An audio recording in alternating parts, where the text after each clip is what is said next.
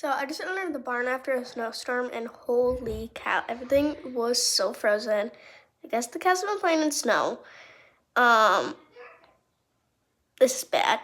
And farmers go through this just for you to pour your milk down the drain, so thanks. This pen was like even worse. This door was cracked open, I don't know why. Even holy cow, even the barn door was frozen. Oh my light to that, it's like frozen. All slush. This is so much fun, isn't it? I literally had to pour water on the door to get it open. Well, fun.